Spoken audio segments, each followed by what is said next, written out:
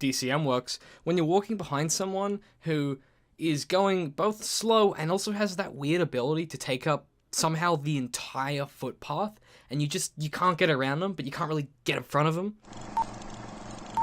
Hey guys, I always say that I'm gonna keep these brief. I did pretty well last time with the Gabe interview, but I'm gonna try again this time. I'm waffling already. But yeah, so this was an interview with someone who is working and living near where we are, Tamara, and she runs a literary magazine called Spinebind. You can check it out. I've obviously linked it down below, but if you just Google Spinebind, it comes up as the first thing. We really love it. It's a great magazine. We really encourage you to read it. You can access it via the Spinebind website as a free PDF, or we encourage you to actually buy, to actually buy the hard copy of the magazine. We have some in the office, and they look really, really nice. So I really recommend you get amongst it. I really enjoyed this chat, and I think you will too. So without further ado, yeah, let's get on with it, and I'll talk to you guys soon. This is Christopher Walken, here to warn you that this contains some explicitly foul language, and if you don't like that, then I'll put my foot in your throat. The soundtrack's amazing. Yeah. The visuals are very, well done. And, the gameplay is super fun. And, because those three things are there, it's exceptionally good. I could do it in a heartbeat and make millions, but it would feel like just gouging my soul out. Yeah. Jurassic Park's a little more like DDR. If Shrek is a fairy tale creature, can he actually own land and want to kick them off? Where did that come from? You have to make a lot of shit up to make good art. Yeah. That's just the truth, buddy. Hi guys, welcome back to the Art for Artists podcast, official podcast of digital and creative media works. Today I'm joined by a very special guest as part of our interview series. So guest, who are you? I'm Tamara Drazic. I'm first and foremost a writer, but I've also recently started a literary magazine called Spinebind, and I'm also a blogger over at thedrazicdiaries.com.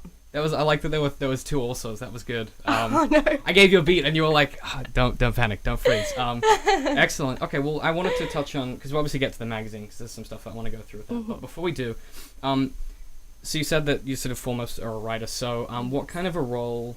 This is one of the questions that we often ask when we get particularly writers.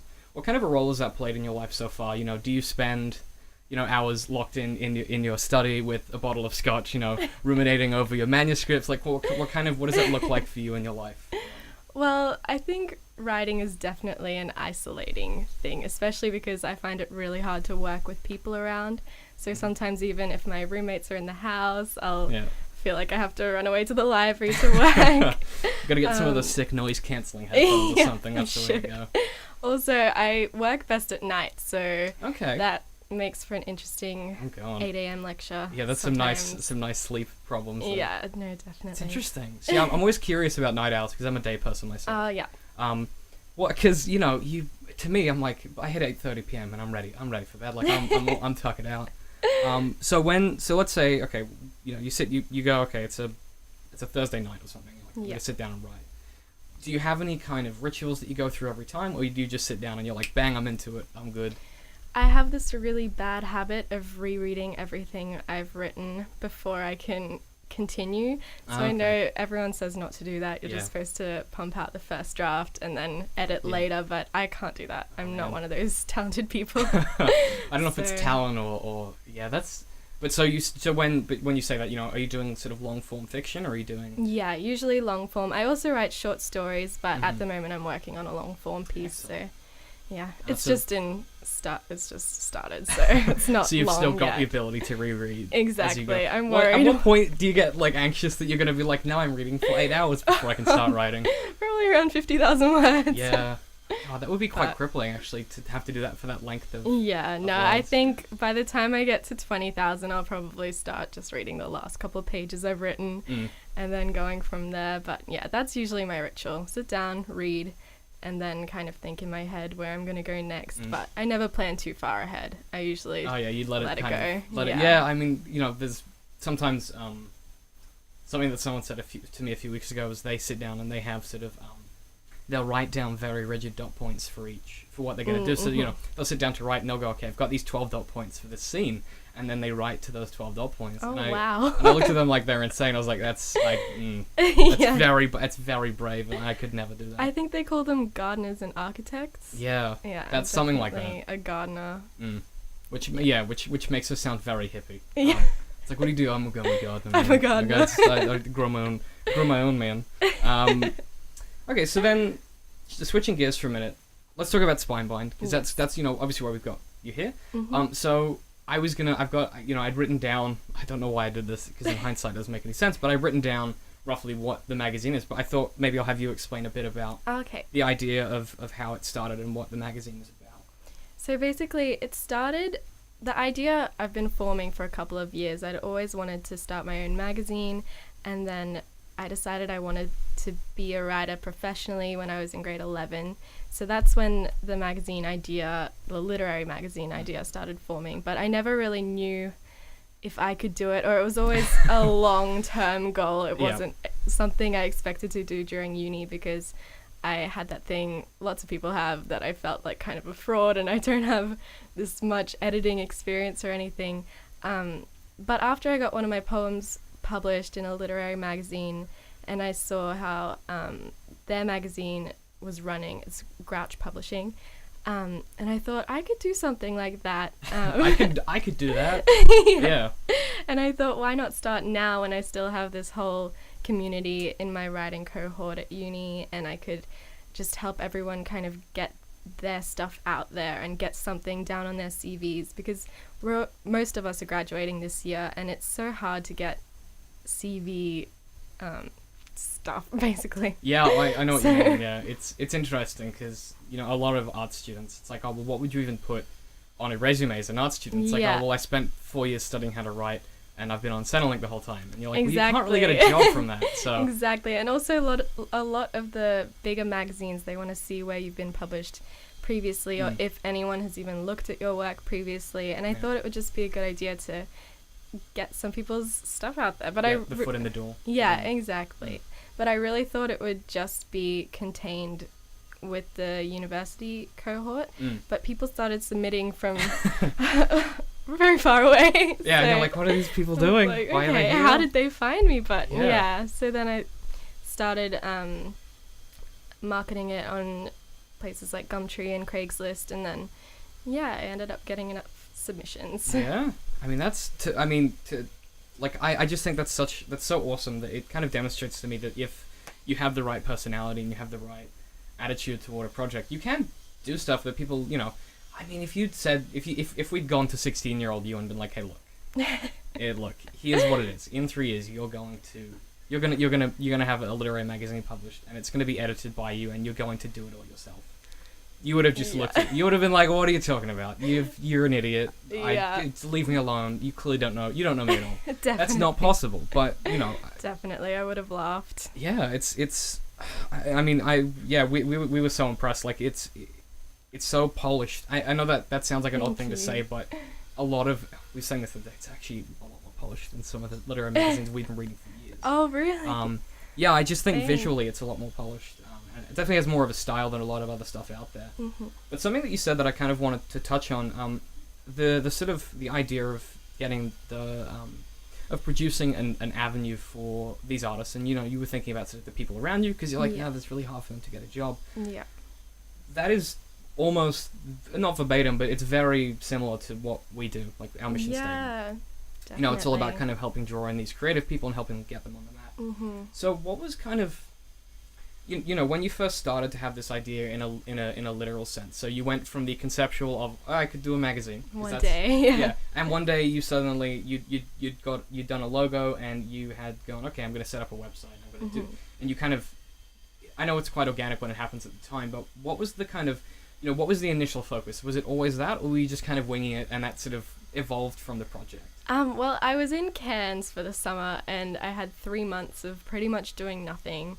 And I thought that's enough to drive anyone mad. I thought this is a great time to just start planning this project that I had been focusing on. By that time, I'd been thinking about it seriously for a couple of months. But I thought it's a great time to start because I had 3 months of absolutely nothing. Nothing to do. Yeah. Living up north, Sitting not a on lot your of hands. friends. Yeah, you're like, I'm just sitting around doing nothing. Exactly. Yeah. So I just started planning, and I finished all the planning and logo design in about a day. And I thought, Wow. okay, well, Like that this- didn't take me as long as I thought it Can't would. have been that easy. And I just did a draft up, and then the website took me a couple of weeks to just get everything right, get the color schemes, and then like draw the logo, because I don't usually think of myself as a very visually artistic person. I never did well in art and that sort of thing. I was always focused on writing.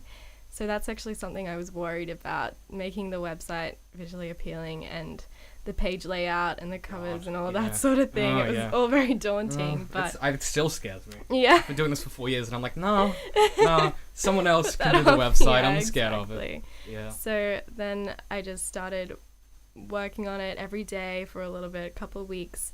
And then by the time I'd finished the website, I thought, well, I want to launch it now. Yeah, I didn't want to wait why around. would we bother yeah. waiting for some, pretend, oh, I'm ready moment? Yeah, exactly. Yeah. And then you went and started Yeah, getting, putting those feelers out there for submission. Yeah, and I posted it in the creative writing group that we have from uni, and I just said, hey, I've started this thing. Yeah. Do you want to have a look at it? And then from there, I just started sharing it with different people. Yeah, and I mean, it's a thing if you're like, hey, here's a friend, and they'll tell a friend. Yeah, exactly. So before you launched it, had you sort of gone to other people that you knew and were like, hey, I'm doing this thing, and was that something that you did, or did you kind of keep it very close to you initially? I put it on my blog, so I have a writing blog, and it kind of shows behind the scenes of what I was doing and how I was doing it and what my plan was, and that was all before I'd started the website. I wrote a couple of blog posts about it, and a couple of my friends read my blog, so they saw it through there. So they but were able to. I never actually went to my friends and said, "Hey, I'm doing this." Yeah, you didn't elicit feedback. From them. No, I didn't. I think I was just a little too. I don't know. I was scared at first to see people's reactions. To be honest, I was worried that they wouldn't get my idea behind it, or they would think that I thought I was somehow higher than them. It's quite. Yeah, I know. I understand that stress. Yeah. So I was a bit worried that people wouldn't get it. So I just kept it on the down low until. Kept it real sneaky, and then you're like, bam, it's here. Exactly. Which is almost. I don't know. I always think that's quite exciting when you can launch a project that's actually finished, and you're like, here's this thing that I've been working on. Everyone's like, oh my god, that's so cool. Yeah. So everyone had really positive reactions to it. So I was so happy. Oof. But then there was the fear of not getting any submissions and having launched this thing and then not being able to release the first issue in time because there wouldn't be any people. But luckily that didn't happen. Saved, but you're like, I'm going to submit 10 of my own. Yeah, come up with 10 aliases, So, 10 names. Yeah, you're like, I've got to find 10 pen names. So with that initial... So I'm kind of curious because, with that initial wave of submissions and stuff, did you have an idea of how you were going to process them before you started? What was that kind of like? Well, as I said before, I'm not much of a planner, so I just thought it's probably not going to get very big. I'll be fine just reading them over my Christmas holidays. It'll be fine. It'll be I'll do one fine. a day. No worries. Exactly. So I ended up having to stay up quite late into the night reading, but I did a first reading of all of them. In the beginning, I was reading them as they were coming in because I was so excited. But then I thought I should probably wait so that I can just look at them all once the due date is over. So then I think it was March the 20th, and then I just started reading all of them again, and then reading all of them again. You're like, no sleep for me. Yeah, excellent. Just rereading every time I had a free moment. I just reread, and then I set aside 3 days to kind of decide on the pieces that would make it in. And that was the hardest part of the whole thing. It would be. I mean, to me that would be, because I mean, what we, part of what we do is we elicit ideas from people for radio plays and stuff. So, but for us, that's not my job to decide who gets in and who doesn't. So I don't have that stress. Someone just comes to me and they go, here's a great idea from someone who had an awesome idea. Yeah. That's Aaron's job. I don't have anything to do with that. But I was trying to imagine last night the stress of being like, I've got gonna pick these stories that somehow have to represent me. They're going in this magazine. I've got to make sure that they're actually good. What if I've picked one that I love and it's really bad, and that looks really bad of me? Or what if it's like the best short story of all time and it should be published in like the biggest journal in the world? Exactly. That's also pressure because God, I can't imagine. Yeah. But I wouldn't know, like, if I came across a story like that, should I contact the author and say, don't send this to me? Go somewhere bigger. Yeah. New Yorker. Yeah, exactly. But, go aim for the top. Yeah. Yeah. So the first inclusion in the issue is Interview at a Strip Club by Nicola Nixon. And, you know, we had a conversation about this last night because I was reading it with some of the writers from DC Comics, and one of the things that we all kind of decided is that that as a story, it actually makes you feel... It's about anxiety for anyone. Yes. And it makes you feel anxious just through the prose itself, which we were, you know, quite impressive stylistically. But for this particular story, it's quite... Brave is the wrong word, but it's a very sort of... It's not a statement, but you're kind of... You know, you're putting your foot down strongly about what this magazine is going to be about by having that be your first piece. So... Would you be able to talk us through sort of a little bit about the process of your thoughts behind that story? And, you know, because to me that speaks volumes about that you've really thought through this story and you've gone, okay, this is going to be the first one. But so for you, what was that kind of like when you went through that process? I wanted the first story to show that Spinevine didn't want to hold anything back and that it wasn't scared of any touchy subjects. Yeah. So... Yeah, I don't know. The first story, I've read a lot of Nicola's previous personal essays, and a lot of them are about anxiety. And I thought this one is definitely my favorite because you can really feel the anxiety in the writing. And also just the repetition of like the throwing up and that sort of thing. Yeah. I thought that would take people off guard. Yeah, I know what you mean. It's a little bit unsettling. You don't expect it to be as casual as it is. Yeah, I wanted it to be unexpected, the first story, and then I wanted people to see what else there was in there. I think it definitely does. Yeah, it really. I mean, it really does. It hooks you in. Like it's very sort of intriguing as a first piece to go in the magazine. And I think something that we talk about a lot is the fact that a story like that is it's representation of anxiety in prose, and it conveys the sense of what like suffering from anxiety is like. Yeah. And that is a really hard thing to do, and it's sort of, definitely. We were just like, wow, that's really impressive. But to recognize that, we were like, shit, what if, like, one of the things that we talked, we were like, what if we missed that? Like, what if you got a submission? And that was when I started to go, oh my god, that would be so stressful. Yeah. But you've clearly sort of, with that one in particular, you've seen it, and you've kind of gone, okay, I've got this. You've definitely recognized it. Yeah, I recognized what was in there, definitely, and I thought this is a good story to start with. Yes. It's one of the ones that, I think it was one of the last submissions that came to me. I think it was the day before closing. So I read it and I was like, okay, this one has to be first. It's got to go in there. I like it. Now I have to ask a dumb question because I know nothing about photography. That's my preface at all. Which is the opposite of my day job. I work with photos every day, but I have no idea how I don't know what a good photo looks like. I'm like, oh, that's pretty. So speaking as the simpleton that I am when photographs are involved, when you decided to sort of include photos in the magazine, what was the kind of what is the process of analyzing those and deciding on, I guess what makes a good photo I guess what I'm asking? Yeah, see, I'm not much of a photographer myself. My sister is a photographer, and you might have seen there are a couple of photos by my sister in there. So I think most of the photos in there are by my sister. There's also Lookout by Jamie Lee Willett. And basically, my sister helped me out with that sort of thing because she's definitely the visual one out of the two of us. But yeah, basically, I looked for the photos that kind of helped along with the stories that I chose.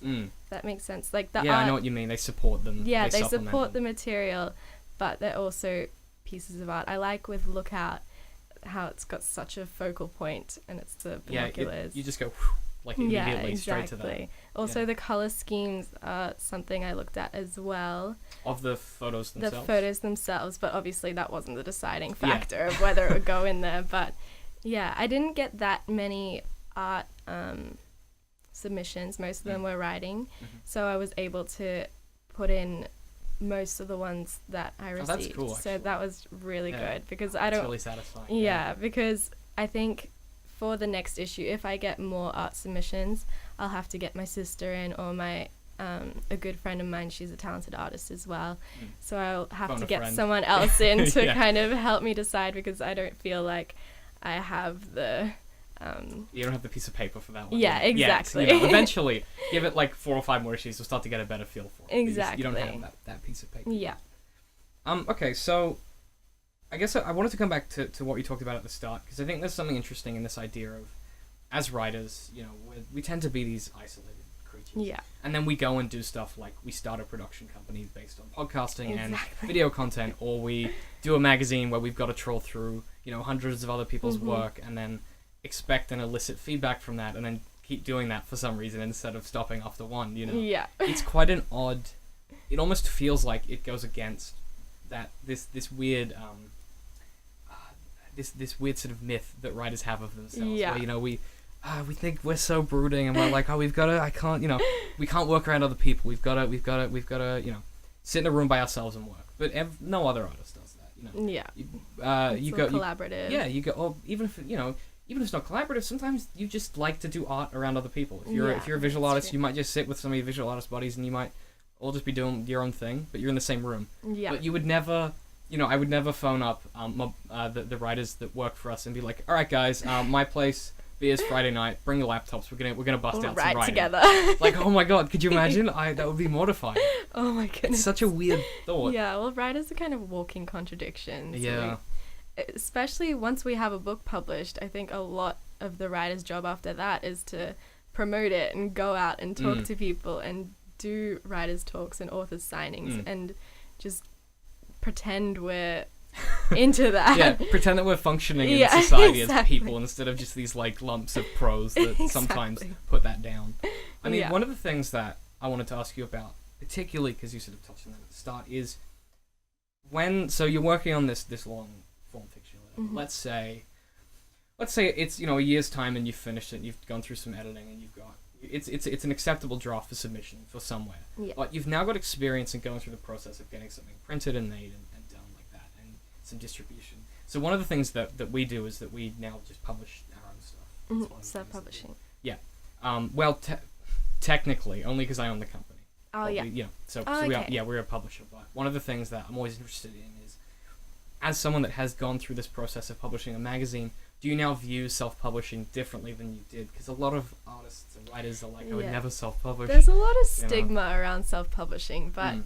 I don't know. I don't really agree with it. I think as long as you get an editor, I think a mistake that lots of self-publishers make is that they don't commission an editor to read the work, and then obviously a writer can't just publish their Yeah. own work because we're so into it, we're so committed So to this. close. Yeah, we're so close to this project. So I think having an editor is so important to just look at it with fresh eyes, obviously. Yeah. So I think a lot of the work out there that is self-published, they've just gone and done it without an editor, Yeah. and I think that can give a bad name to self-publishing as a whole if someone buys this book and it is just filled Riddled- with plot riddled holes with and that errors, sort of and thing. you're like, Yeah, 'cause- exactly. And the worst is when it could have been good. That's the heartbreak. Yeah, exactly. You read a novel and you go, oh my god, this could have been amazing, and Mhm. it's just not. And that's always so heartbreaking. When that happens. Yeah, that's really sad. But I've never really had this idea against self-publishing that it's not real books and all that sort of thing. I don't know. So my idea hasn't really changed. I still stand with, I think a book that's self-published can still be really a good artistic piece of literature. It comes down to the or book at the end yeah, of the day, exactly. Or if it's entertaining, then that's the book's purpose and that sort of thing. So I don't know. But going through the self-publishing, it's kind of, I don't know, it hasn't changed my idea, but it's shown me what goes into it and the typesetting and all that sort of thing. Oh my so god. that You whole mean the side of it- nightmarish stuff that no one else hears about? Exactly. Yes. God, it's awful. It's awful. My least favorite part of publishing anything is the few weeks before you set everything. When you go, okay, we've set the type, everything is set. Those few weeks before that, when you spend every waking minute being like, but what if we missed the typo? Mm-hmm. Yeah, You've well, read, you're like, I'm losing my mind. I've read this like 1,800 times. that's something I had to deal with. After it came out, I found a couple of little typos in it, and it was heartbreaking. It's but rough, man. I just tell myself, okay, next time it's going to be better. Yeah. Because I have this problem, I'm not good at editing on screen. Yeah, you need to be... I need to have it printed out, but I want it to be environmentally friendly. Yeah, you're this like, I don't time want around. to kill too many trees. Exactly. Yeah. So I think next time I just have to give myself even more time and read it a couple more times, and Yeah. maybe also send it to a couple of people to read as well, because I'm obviously still looking at it through the lens of, should this go in, should this not. Yeah. So I think another pair of eyes would be good for that. So Someone that's sort of reading it just for the editing. just for the editing. Yeah, definitely. It's definitely a good idea. Yeah. I mean, one of the things that we do that has really helped is, because I have a problem, which is that I can't spell. Oh yeah. But it's not that I can't spell, it's that I make weird spelling errors that don't make any sense. Okay. And I don't know why, and no one I know has been able to tell me why it happens, but it will be stuff like, I can spell, like, discombobulate, and, like, all these... Well, Like, I can ones. do a whole bunch of real tough words. Yeah. But the minute it's like, I'll write receive 3 times in a row, and I'll spell it differently each time. And I'm like, what, why? Like, why, brain? What are you doing, brain? So that for me is Yeah. really tough when I'm editing stuff, because I won't see typos, because my brain, I don't know, I'm just not programmed to spell, Yeah. apparently. Yeah. People are like, it's Microsoft Word's ruin you. I was like, nah, this was a problem before. I Before got Microsoft before I Word. had a computer, you know. It's always been there. It's always been. This isn't a new thing for me. This has been like since I was in like 10 or something. Like Yeah. this has been a long time problem. But so I wanted to talk about when you started writing. So every author has. I always find every author and every artist who does anything always has an interesting kind of inception story that they think is really boring. I don't think I've met anyone who doesn't think their story is interesting. So, yeah, when did you kind of start? What age? And sort of talk us through when you first realized that this might have been a thing that you could do. Well, this is such a cliched answer, but I can't remember a time when I wasn't writing stories. I think ever since I was able to write. Oh, this is so cliche. No, I've it's been fine. writing It's fine. stories. I'll edit around it. You'll sound really smart. Awesome. Absolutely. It'll be like, it was when I was a child. I was a genius, and I just was writing novels. Like, I don't know what to tell you. It's amazing. I wrote my first it was an almost full draft. It was 70,000 words when I was 13, and it was called The Centrum, and it had every single cliche Hey, you got to start possible somewhere. Yeah. inside it. So I pretty much trashed it. I've kept the file, but I don't like to read it. But yeah, Just keep that one quietly in the corner. You know, just ferret it away. that was probably when I was 13 and started writing that. That was when I noticed I can write a full-length novel. This is something that's possible. But before then, I wrote a story about saving water when I was like 6. And I wrote a story about wombats, that sort of thing. I found a box of my old stories when I was in Cairns, I think 2 years ago or something, and there were so many, and I'd forgotten that I'd written them, but it just showed me, it reinforced the fact that I've always been doing this, and I always will, regardless of success or non-success. Yeah, you're like, I could be doing this for 50 years, I would still be writing. Exactly. Which is a very weird realization. It is. Other people don't have it. Engineers aren't like, well, all I'm ever going to do is engineer for the rest of my life. They're like, if I get bored of engineering, I might go and, build planes, or I'll go and learn diesel mechanics and then build different, no other profession is like, well, I guess I'm stuck with this one thing for the rest of my life. For the rest of my life. Yeah, there are other things you can do, like start a magazine or a production company. Yeah, but... you're right. For example, yes. Just 2 examples. It's. I mean, I'm always interested to hear that, because a lot of writers think, and I'm not sure why this is. This might be like a bias that writers have toward themselves, where they sort of want. It's this kind of paradox they have, where they want to be unique, but at the same time, they kind of also want to be like a stereotypical writer. Yeah. They're like, I'm my own person, but I also want to have a bottle of scotch at my desk. Stay up really late. Stay up real late scotch. and wear lots of very large coats that are sort of exclusively look like they should be worn by professors. Yeah, exactly.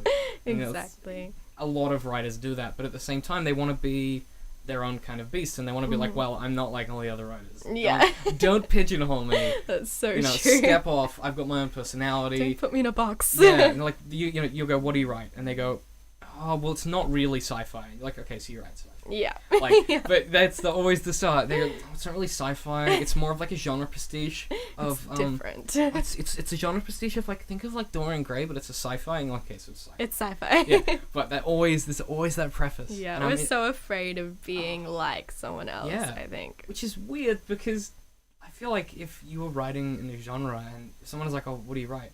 And you go, oh, well, it's kind of, I write kind of horror similar to Stephen King.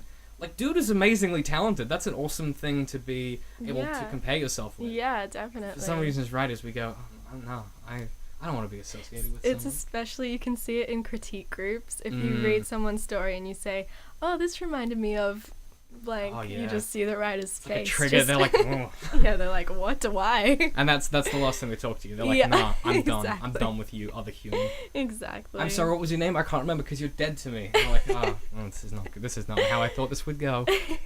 Yeah, that does so- happen an awful lot, though, I think. And, you know, a conversation I was having with Aaron the other day, for anyone who doesn't know, Aaron is one of our writers here. I only say that because I just realized that he's not ever been in... I talk about him periodically, but he's not in anything because all he does is write for us. But one of the things that he said to me last night, because we were talking about the difficulties that the industry in Australia has. Mhm. It's very sort of...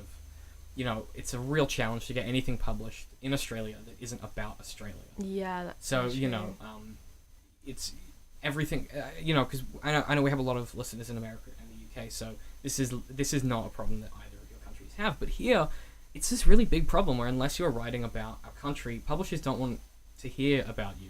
They don't Yeah. want your sci-fi. They don't want your fantasy. They don't, you know, the only thing that they might want is your memoir, but only if it's about Australia. Yeah. So it's this kind of weird, like, echo chamber. But Yeah. Australians don't want to read about Australia. Exactly. I And so don't then no one understand. sells any books, and they go, oh, no, we're not selling any books. We need to do more books about Australia. But no one's reading books about Australia, and it's just this No. weird cycle of like, let's do more of them and see what happens instead of maybe we should think shift about the focus. Yeah. to writing, not writing about. Because where we are. Australians read a lot, but Mm. they don't want to read work from Yeah. Australians. They want to read. We want to read about stuff that's interesting, not Yeah, Australia, because exactly. we live in Australia. It'd be like Exactly. it's so weird. It'd be like if someone came to you with a painting and they're like, "I've painted my street," and you're like, "That's cool." That's great. But so what? And they're like, "Oh, well, yeah, okay, fair point." yeah. But if someone came to you with like a roadmap, like a Google Maps document, and they were like, "Here's my street on Google Maps," you're like, yeah. what? Why? "Why?" Whereas like at least a book from Australia that's not about Australia, it's a painting of your street, and they're like, "Oh, that's a cool way to look at the world Yeah. from your street." So I think, you know, that's one of the reasons that we do what we do, and I imagine it's probably one of the reasons that you started what you're doing is Mhm. because there's no space for particularly genre fiction anymore. Yeah. Which for those indoctrinated into the brotherhood, that is fiction that is sort of not about literary stuff. So that's Yeah. like your sci-fis, your fantasies. It's more plot driven. Yeah, your crime. It's your detective novels. Your you know, your Lord of the Rings, that kind of thing. And that there's just no real kind of room for that anymore in Australia. Or if there Yeah. is, it's very small. It's very small distributors doing their very best to get these things out there, Mhm. or it's people from Australia having to go overseas with their works to get them actually published. Yeah. So and you'll then see- maybe they'll be picked up by an Australian publisher after Yeah. that, and they want to. But it's always after the Distribute, fact. You yeah. know, it's always like, oh, well, you were amazingly successful in the UK. Let's have you here. Yeah. As well. You know, it's like This half person's a. Australian. They're like, oh my god, they're Australian. Let's put their face everywhere. Yeah, exactly. But only if they've been successful elsewhere. 'cause- elsewhere. Which I think, you know, that's a problem that, you know, how do we fix that is always a question people Yeah. ask me, and I just kind of throw my hands up. I'm like, I don't know. I think it's a societal issue because Australians have such a self-deprecating The kind cultural of cringe. culture. Yeah, so they just want to. I don't know. They find it hard to, in general, obviously, Mm. take other Australians seriously. They think if they're not successful elsewhere, that it's not worth it. I feel that kind of vibe coming through, and I don't Yeah. know where it's coming from and why Yeah. we're like that. I think it comes a little bit back to that sort of tall poppy syndrome Yeah. thing where it's like, pretty much anyone in Australia who's successful, everyone is always like trying to cut them down a peg. Yeah, definitely. You know, that you can't just be successful. You have to be successful and like have some problem with you that everyone knows about and that Yeah. makes you less successful than you were. Or Yeah, you've written this masterpiece, but you know, it's not as good as. it's not that great. Yeah, exactly. Yeah. And you know, it's really hard to tell people about things you do and be very proud of being creative when the minute you have success, people are just like, oh, well, you're not that funny, you know, Yeah. it's not that well written. Yeah. And we don't get it from we just get it from Australia. Like, that doesn't, Yeah. there's no feedback from anyone in England going, oh, you guys aren't that good. Yeah. There's always people that dislike what we do, but it's not that same We'll just tone. brought onto ourselves. So I don't know how we address that in the industry, but I think the best way to start is by recognizing that there's talent here that lies outside of being about Australia, Yeah. but rather writing for Australia about other stuff. So it's like, okay, well, what unique lens can we bring? Because we've lived in, it's the same thing about Brisbane, where we live. It's effectively just a big old country town Yeah. that happens to be a city. So we have a very Exactly. different attitude to a lot of the other cities in Australia and indeed the world in general, except for some similar places in America. So think like Maine, that kind of area. Yeah, Very that sort of similar thing. vibe. Big country town that is also a city. That's a really unique perspective to be able to bring to the world. But no one cares about Brisbane, so don't write. It's like we can't write about Brisbane. About You have to write kind of like about somewhere that's like Brisbane that isn't Brisbane. You've got to be like, oh yeah, it's my fantasy town that is exactly like Brisbane, but it's not called. It's not called Brisbane. So Yeah, that's it's something different. else. It's some fancy name. Yeah. But even that, like, you wouldn't get it published because it's a genre piece in Australia. Yeah, that's It's so like, how do we true. fix? I mean, to you, Tamara, how do we fix it? You must decide. Oh no. This is your opportunity. This is it. If you don't get it now, then you're out of the industry. Putting me on the spot a little That's bit. right. Yeah. Well, this is like you're in the door or you're out of the industry forever. Like that's no one ever speaks to you again, and they're like, oh, Tamara, I don't know that name, and then they just do that thing when they blank you on Oh the street. no. Or they cross the road I'm to sort out of the avoid it. industry. Yeah, you're out. You've got to pick a different profession. Oh no. But no, like from the stuff that you've been working through and the pieces that you've seen, is there a way that as an industry we can kind of foster some more of that pride in what we do without it being sort of... I know obviously we can't turn around and be like, guys, we need to be more proud of Australia, stop putting us down, like we're doing our best. I think it starts with the Australian writers. Like, we need to stop pulling ourselves down and each other. I think if we had more of a community feeling, if that makes sense. I know what you don't know. mean. You're like, I I don't want to obviously sound don't too know how to hippie. fix this issue, but Yeah. I feel like if we stopped tearing each other and ourselves down, then people would take us more seriously. Yeah. Yeah. Yeah, I because you know. don't, you don't see Neil Gaiman and Patrick Rothfuss being like, oh, they're so shit. I hate that guy. He's successful. Exactly. Whereas in Australia, that happens all the time. All even the time. with like even just not even artists, but just like people who are in the public, Yeah. just tear into each other for no reason on their social media and all these different avenues. Mm-hmm. But these people that are like, these are colleagues, like these are peers. Yeah. You don't it's so see strange. you don't tune in the radio every evening and hear Hamish and Andy like slagging off other comedians because that would be bizarre. Yeah, that would But for some reason, as writers, we're just totally fine with the fact that we go, someone will be like, oh, what do you think of XYZ book? And you're like, nah, he's crap. I don't like him. It's like there's only room for one successful Australian writer, so everyone's fighting for it. And we've got to keep chopping everyone down Yeah, to stop them from exactly. getting it because Stop that's them my from spot. getting You it. know, it's my throne. Yeah, it's We've got strange. a It's weird- like politicians almost. Yeah, it really is. It's our own like little Game of Thrones. But, Yeah. But about books, I guess. In my head, the throne was made entirely of like slightly burned books. It's quite a good image. That's a great Someone should image. draw that. But yeah, like, I guess, what you're doing is a start. Like, that's the thing, is it's like, if more people did the kinds of things that you're doing, then what we would start to see isn't, not everyone is going to hold hands and kumbaya Yeah, or anything. exactly. We can't expect that. But we can expect it just won't happen, But I think that, and I don't know if this is my arrogance speaking or not, but I think that's a good place to start, because then what starts to happen is that people, and particularly writers and other artists, even if it's not just writers, but you start to kind of build a sense of that you have somewhere that you belong, that you're not ashamed to belong in as in your creative pigeonhole. So we get pigeonholed a lot with some of the stuff we do. So it's like, okay, that is their bit, that's their podcast stuff, their iTunes, that's their YouTube stuff. That means they are YouTubers when they are doing that. That's their writing stuff. So that means they're writers when they're doing that. they'll kind of just chuck us into these little holes as we go. Yeah. But what could be great is if we can build the support around those pigeonholes so that when someone goes, oh, you're an Australian, writer or an Australian YouTuber or an Australian painter, you don't go, no, I'm just a painter. You go, fuck yeah, I'm an Australian painter. Yeah. Like, goddamn right, I'm surrounded. Look at the company I'm in. How good are these people? Exactly. This is a really great place to be in. This is the best party, and y'all are missing out because you're not in it. True. Think about like the great American novel. Like that's such an amazing term. Can you imagine if we had a great Australian novel? God, what would that? They would just probably have Hugh Jackman's face on it. Yeah. Even if it's not about him, I just imagine it would have to. Hugh Jackman's autobiography. Yeah, but why? The thing is, why don't we? Because we should. There are a lot of talented writers that are out there doing amazing work in this country. Yeah. But for some reason, we have no standard to hold ourselves to because we just sort of we go, nah, not interested. I'm gonna go publish at Harper Voyager in America or whatever it is. We're too ashamed to call something Australian great, writing. As if that would somehow.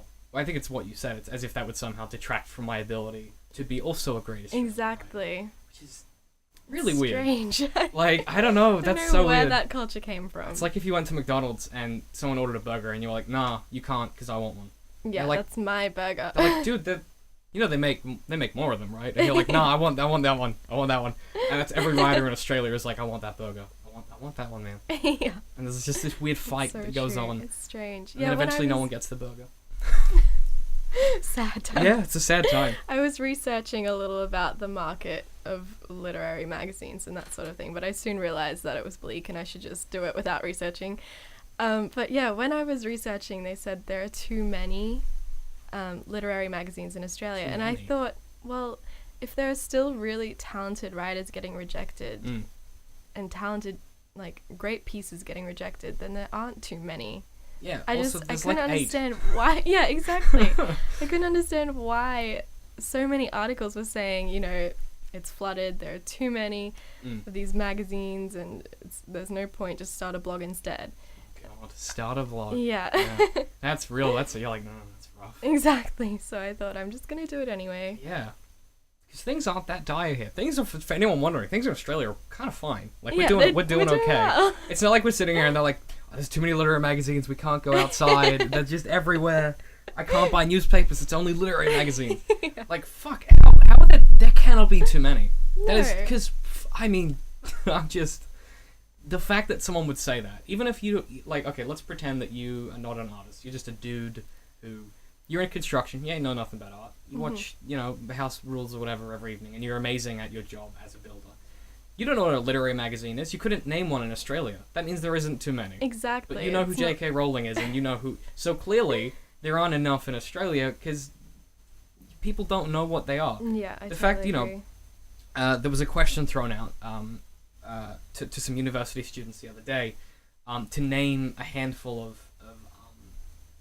of Australian literary magazines, and people knew like 3, and they were like, okay. And then the question was broadened to, okay, then Australian publishers, and they knew like, again, maybe 3. Yeah, we had And this question It was as bizarre, well. yeah. So that to me speaks volumes about this idea of sort of clearly, even if, I mean, let's pretend that there are too many, but even if there are too many, no, like it's not part of our zeitgeist. It's not part of the conversation. We're not saying, oh, did you read the latest issue of whatever it is, like the Engine or whatever. Yeah. Because if, could you imagine if people had that conversation? You'd be like, what Just world a are we normal in? dinner conversation. Yeah, you just bring it up. But it's funny when you go to, when you spend time with artists who are studying art, I think particularly, they're the ones that you would expect to have access to that information. Yeah.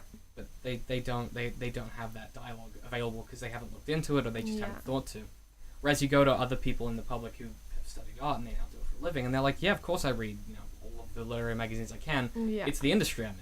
But we don't seem to, I think part of the problem is we don't teach people to be involved with the industry because they, when you're studying it, you don't seem to think that you're part of the industry yet. Yeah, we're just like You know, in a you're- strange Yeah. limbo. You've got your training wheels on your bike. Yeah. You're not part of the race yet, but you're actually still cycling next to everyone else. They're just a Yeah. little further ahead. Yeah, exactly. And so we kind of need to, I think, here we go. I'm going to fix it right now, right here. Right? Okay. What we need to do is we need to take off the training wheels from when we're teaching it. Mm-hmm. So we need to kind of start at the bottom. It's all about that kind of, the starting at the base of the problem, which is that we're not really talking to our writers about the way that they can shape the industry. Yeah, that's What so we're saying true. is, what we're saying, instead of here's how you can shape the industry to get what you need as a generation of creative people, what we're saying is, here's how you get published by people that are already in the industry. Yeah, here's how you fit into the industry, Yes. not how you shape the Yeah, industry. here's how you slot into a nice little rung, that 4 of you out of a cohort of, 1,000 are going to be able to do. Here's how Yeah. those 4 of you can do it. Everyone else is screwed. You're Yeah. going to become a barista or Basically. something, whatever it is, They but- never fail to tell us that only few of us will make it. Yeah, because if they did, could you imagine? Like, people would lose their minds.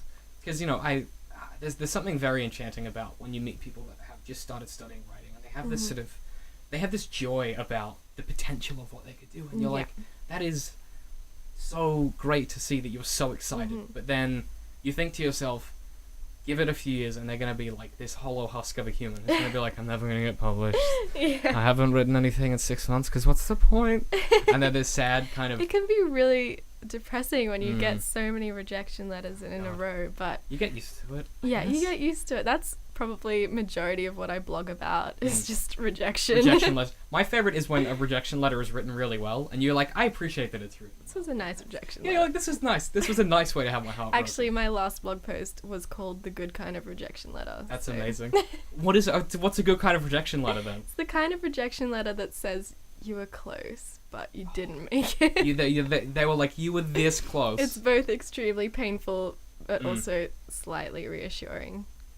So basically, what you're saying is you want to get left at the altar. You don't want to break up Yeah. a week before the wedding. Exactly, because Because then you've got the joy right up to the second before he doesn't turn up. Right? exactly, you can be excited. Yeah, you can have your heart broken, but like you've still got a little bit of happiness before. Yeah, and you Yeah. know that if he left you at the altar, maybe someone else will want you Yeah. because he hasn't been miserable for the whole engagement. That's true. And also, you've already got the wedding set up, so maybe someone will walk in and you can just get married on the spot. Oh, that's a good analogy. You know what I'm saying? Yeah, There we go. that's great. There we go. We've just married you off. That was quick.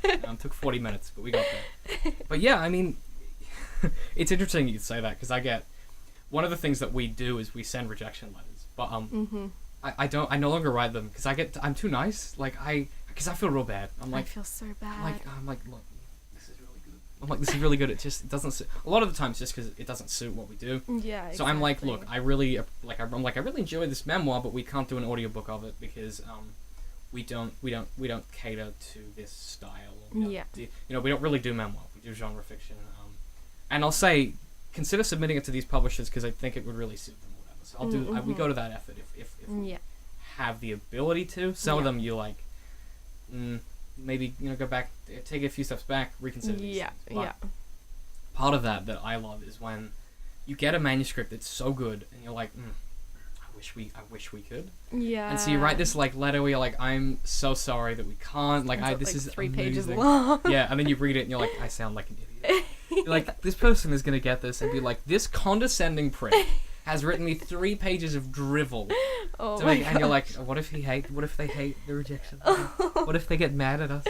Sending rejection letters, it was something new to me, and it was just heartbreaking. What was the first rejection letter you sent? Do you remember? It was way too long. Yeah. And I had to cut it. I don't remember who I sent it to, but yeah, I don't remember which piece it was. I think it was a suite of poems, and I just wrote this whole yeah. long-winded thing. It's great, I love it, but I But- can't publish yeah, it but because no I dice. already have this so-and-so poetry Yeah. and Oof, boy. strict page limit. Now you're like, I've only got so much paper. Yeah. I'm not made of trees. Exactly. That's I have this very vivid memory of the first one that we sent because I stressed over it for like days. I was like, I was like, I've got to tell this guy that we can't do because he had a really good idea, but it was just not genre fiction. Yeah. It was an idea for a radio play actually, and I was like, this is a really good idea, but we can't do it. So I ummed and ahed, and I wrote this letter 3 or 4 times, and I called my dad, and I was like, Dad, how do I be mean to people like this? I was like, how do I even send this? And he goes, look, what you got to do? He goes, what you got to do is you got to write it to yourself. I was like, what? He's like, pretend that you're writing it about yourself. I was like, okay. Oh. He's like, pretend that you submitted this, and you are writing a letter to yourself to tell yourself that you failed this submission. And I was like, okay, so I wrote That's it. great advice. Yeah, so I wrote it as if I had submitted it. I had submitted a piece to DCM Works, and I myself, as the creative director of DCM Works, have rejected myself. I was like, David, the piece you've come up with. Ultimate rejection. Yeah, I was like, I've broken up with me. It's harsh. We're just spending some time apart. It's getting real weird though. It's real hard. We keep seeing each other everywhere. Oh no. Every time there's a mirror. It's a nightmare. But so I did that, and it was actually really easy because I thought about the things that I would want to hear from myself about the piece. And so I was like, okay, well, these are its real strengths, but at the same time, it's not overwrought. I'm not saying these are its strengths, and it's the best thing I've ever read. I'm going, this is what makes it a really powerful piece. Yeah. These are the elements that you should boolean and kind of focus in on and draw out and let breathe. This other stuff, maybe consider altering, shifting, moving around or whatever. But then the tone it found its way in really naturally, where I suddenly went, oh, the reason it's hard initially is because you don't really know how you should say it. Yeah. Whereas if you want to try and say it to yourself, you kind of are really honest. You just do it. But Yeah. you're not brutal. You're not like, you're a piece of garbage and this is terrible. You're actually a little more gentle with yourself. Yeah. You go, you know what, maybe next time, maybe a different place. And after that, it got really easy. Not easy. Still breaking people's hearts is hard, but writing them got easy. Yeah. You know what I mean? Yeah, definitely. And that was a massive piece of advice that I was like, I wish I'd been able to give that. With writing them, I found it really hard to provide feedback because I felt so weird giving feedback to people that were kind of like on the same level as I was, because in our writing cohort, I mean, I'm not the best or anything. I just decided to do this magazine to you're not get striking everyone's hot stuff iron out. with straight sevens. Yeah, exactly. Yeah. So I felt like if I gave too much feedback, people would think that I thought I could I could write this better, sort of thing. I was an so, arrogance thing. Yeah, I was so worried about that when that wasn't my intention at all. But so I just ended up providing a little bit of feedback where I thought I could give some sort of. Okay, so you limited it to stuff that you felt, not that you were qualified to give, but that you felt comfortable giving, offering from the position you're in. Yeah, I think that's exactly. quite a humble way to look at it. There is a tendency, I think, to be quite hubristic when dealing with feedback for others, where, and I've noticed this during my time with first year subjects, during the writing course, because I've nearly finished the writing hour because I also do business and I do this. But one of the things that I noticed with the first year conversations that happen is that they will read a piece, but they'll make it about them when they give feedback. So it's all about what they thought of it. It's not about how good the piece is. Yeah. It's about how good I thought the piece was. Yeah. And obviously it is about how good you thought the piece was, but it comes from a place of hubris where it's like, I know I can write this better than you did, and this is why I think this, that's how it kind of feels. Exactly, you know what I mean? It's a very intangible tonal thing. Yeah. And the skill of giving good feedback, it takes years of practice. Yeah, definitely. And I'm to get still the right balance. Yeah, and I'm still not great at it. Sometimes, I haven't made anyone cry in a long time, but I'll just say stuff in meetings without thinking about it because you're in the middle of a conversation. You'll say it, and they'll go, "Oh, that was harsh," and you're like, "I didn't." You're like, "Oh, I didn't mean that. I'm sorry." It's so hard because writing is such a it's people's babies that you're it's very commenting personal on. It's very personal, so it's a touchy subject, definitely. It can get. I think it depends on the team you have as well, because it's really easy for us now because the people that we work with really understand that there's it's not a problem with you, it's a problem with the work. Yeah, and we have that separation, and we say that. There. Yeah, we say that at the start of every meeting. So let's say we sit down. Actually, this happened last week. We sat down with one of my pieces that I'm working on, and they went, "Okay, Dave, this look, this criticism, it's not about you, it's about the work." And I went, "You guys hate me. I understand." And they were like, "Oh God, he's at it again." But we went through it, and it was fine because we all understood where we were sitting, and then that's when the feedback is super valuable. Yeah, definitely. Because I'm able to, there was a portion of the work where it has a female protagonist, and I had accidentally, without even noticing, taken away her agency in one particular section, and I'd been actively, really consciously being like, okay, I've got to avoid sort of this tendency that we have to rely on these tropes that are quite sexist. Yeah, I've got to really be active. And it had just kind of slipped in during the natural growth process of the writing, and I hadn't noticed it. And the minute they pointed it out, I was like, "Oh my god! I can't believe I did that." And then there was a bit toward the end that had some really sexual imagery that I hadn't even noticed. Oh my gosh, I Like, do that. it's just like quite coincidental, and I was like, they were like, maybe you should change that, and I went, oh my, I was like, oh yeah, often. Whoops. I didn't even think about that, Yeah. but they was, I picked up on it immediately. But the minute you have that relationship with your work, receiving feedback becomes really easy. Yeah, definitely. But I don't know if you can be taught that so much as you have to learn it through getting your heart broken repeatedly. Yeah, I think building that's those it. mechanisms. So what I'm saying is that what I'm saying is that you and I spend our days breaking people's hearts. Breaking people's I guess for fun, and for fun and profit, we might be awful people. That's awful. Yeah, It's not a good way to put it. I'm not putting that on the business card. Yeah. Not yet, anyway. Unless that's they're like, oh, these guys are assholes. This is all they do all day. But yeah, I mean that's a weird. I've not thought of it like that, but I guess we technically do. Technically. And that's just fine, because sometimes you do find good works, and that's the joy of it. Yeah, exactly. So I guess for you, what's coming next? So obviously, are you now eating 2-minute noodles and cannot ever afford to do anything ever again, or are we, what's issue 2 gonna feel like? Have you got that far yet? I've received a couple of submissions, like quite a few, but sorry. Are you dying? Yeah, okay. No, that's fine. That happens a lot. I'll start again. It's fine. You can choke a little more if you want. There's still time. It's fine. I've gotten a lot of submissions so far, but not enough to kind of form what the next issue is going to feel like. Like a if that shape, makes yeah. sense. Yeah, Yeah, I know what you mean. Yeah.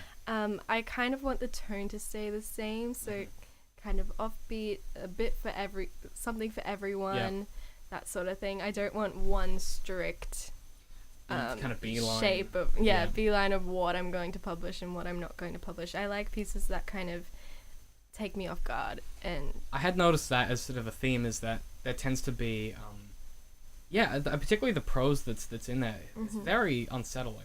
Very unsettling. But not One in a pig. kind of not in a sort of I'm looking at we have Walking Dead ears up there, which caught my eye when I was thinking about this. One of the things that it isn't sort of it's not grotesquely off-putting. It's a sense you get. I don't know what it is about that story in particular. Yeah. The whole time you're like, something's up. This is real weird. You don't know what it is. And even when it starts, even from like the first line, you're like, It's just got that tone. You're like, something's wrong. Something's wrong. Something's this is gonna not happen. gonna end well. Someone's getting ate by someone else. People are getting eaten. Something's gonna happen. Yeah. Yeah, and it's that to me from line 1, I was like, oh no. It's so foreboding. Yeah, and you get this like it just gets under your skin a little bit, and Yeah. even the the anxiety one, it gets a little bit inside your head, and you get very unsettled. So I think if that is sort of what you're going for, then I'm gonna have to because I read it in one sitting, which was foolish, very foolish. I got to the end, I was Not a like, good I need to idea. go lie down. Sit in a corner for a like, while. I'm very stressed now. I've gotta go lie down, and I'm never driving in the country again. But yeah, I'm gonna have to take it like one piece at a time. Yeah, Issue 2 and read them. I And read take a break. Long Pig, which is Corey O'Neill's story. I read it late at night, right before bed, and I was awake for a very, very long time. Oh, that's so bad. Yeah, it was awful. But while I was awake, I kind of thought, okay, is this what I want my readers to do? And then you went, yes. And then I was like, yes. I do. Once again, hurting people for profit. Oh, no. I should stop saying that, because that's going to become your tagline. It's like, Spine Blind. Hurting people for profit. Excellent. Totally not evil at all. But there was actually, when I was a kid, I was reading Pet Sematary by Stephen King, and I refused to sleep in the same room as the book. Oh, really? So because it was so scary. Like, it's a scary book. It still terrifies me. So I would every night because I read it before I went to bed for some reason. And I would close the book, get out of bed, put it outside the door on the landing, close the door and lock the door. Like that's. I was like, not in the same room. Not in the same room. Bad vibes. And it was a little bit of that. It was a little bit of that vibe. I was like, yeah. none of this, please. Makes me too uncomfortable. Yeah. But I think definitely. it's achieving what it sets out to do. My favorite novel is Lolita by Vladimir Nabokov because it is unsettling. Yes. So I like that in writing. I like when people are still thinking about it later on, and a week later if they're still thinking about it and they get freaked out when they think about it. Yeah. It's But that not feeling. always in something like gruesome. And no, Like- it's often the smaller things that are very odd. Yeah. We've been looking at Joseph Fink, who's the bloke who does Welcome to Night Vale. He's got a new show out, and one of the descriptions he uses for this man who's sort of a creature, he talks about this guy having yellow fingertips, but not in the way that they're colored yellow, just in the way that they're yellow. They're yellow just beneath the skin, and I don't know why. Whoa. But that descriptor is so. Every time I tell someone that, they're like, ugh. Yeah, it's uncomfortable. Because you can't really imagine it properly. It sits in Yeah. that space between, you know what it would feel like to look at, but you can't actually visualize it. Yeah, I think no, that's so why true. that's why it's so unsettling, and that's why stuff like Pet Sematary is terrifying. Is because it lets you kind of ruminate on this. Like it's never explicitly stated. They're not like, okay, we're gonna bury our kid. If anyone hasn't read Pet Sematary, they bury their kid in the cemetery with the dog, and various things occur, and stuff comes back to life. It's very distressing. But at no point does anyone in the novel say, "Oh my god, the kids come back to life." They just kind of act like it's normal, like it's this weird kind of. They ignore the problem that you know exists, but it's just beyond your peripheral vision. It's like you that's keep turning around to look at it and you can't quite see it. Oh, that's the worst. Yeah.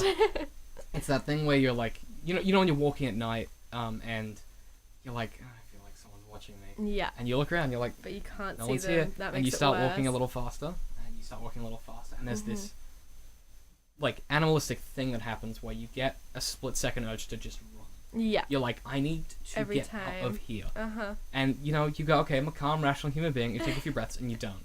But I think the best kinds of works that are unsettling hold you in that point where you are like, I need to run, I need to run, I need to run. But you're like, I don't want to Exactly. run because what if that's when he attacks? You know? Yeah. That's Oh my the... goodness. Yeah. You're sitting here like, you're like, oh my god, I can't go on. I'm done. Tap me out. Tag me out, I'm done, I gotta go lie down. That's really the tone that I guess you're going for. Yeah, definitely. Which really comes through, and it makes you sound like you really enjoy. Not, I was gonna say hurting people. That's not, not what I meant though. It's not it. I meant you enjoy sharing that because it's really hard to do. Is what I was trying to get at. You Yeah. enjoy sharing that unique piece of that unique skill set, that unique stylistic that skill set. unique kind of emotion that comes out of the work. That kind of leaves you. I mean, you absolutely said it. It leaves you with the feeling of what happened for a long time. Yeah. And it, when you tell people about it, you kind of, if you think about the way that I just talked about Pet Sematary, it's not. I didn't go, oh, here's the plot and here's why it's great. I went, they do this thing and then it makes you feel this way. Yeah, and it's the fact that exactly. you end with it makes you feel, X, Y, Z. That means that work was really effective and it achieved its goal. Definitely. Which I absolutely agree that both of the pieces of prose in the first issue did. So I'm keen for more, and I'm scared for more also. Thank so you. I'll have to take... That's you're the like, goal. thanks, I think. Excellent. So obviously with the magazine, is there anything else you wanted to plug? So you said the blog. I'll throw all that stuff in the show notes. But is there anything else that you're working on at the moment? Or The second issue is coming out in late June, so June 20th. That'll be the July issue. Cool. And it's every 3 months. Every 3 months. Yes. And are submissions for the second issue closed? No, they're open. Okay. They're open until Until the 20th of May. 20th of May. Excellent. Yes. Well, I'll throw a link to all that stuff down below. So if anyone out there has anything, send it on through. Thanks so much. And yeah, I mean, is there anything that you any sort of thoughts you had that you wanted to end on, or are you now just content to sort of think about how creepy all of those stories are? Because that's all I'm doing. I think I'll have to reread it with Yeah. that kind of new perspective. God, you have to reread it with the lights off and just be like, Oh my I made a mistake. Excellent. Well, thanks for coming in. It's been an absolute pleasure. Thanks so much for having me. It's lots of fun. Our pleasure. So anyone that wants to find out stuff, it's in the show notes. And as always, all of our links to our other shows and all that good stuff you can find down below. We've just launched a few new Patreon rewards, so you can go check those out at patreon.com/DCMworks. We have a bunch of new t-shirts as well. Whole mess of good stuff. So get amongst it, and we will see you guys next time. Thanks. The visuals are very We are well now. done. Look at that. Like, Nearly on an hour. Awesome. Nearly on an hour. and because those three things are there, it's exceptionally good. I could do it in a heartbeat and make millions, but it would feel like just gouging my soul out. Yeah, Jurassic Park's a little more like DDR. If Shrek is a fairy tale creature, can he actually own land and want to kick them off? Where did that come from? You have to make a lot of shit up to make good art. Yeah. That's just the truth of it.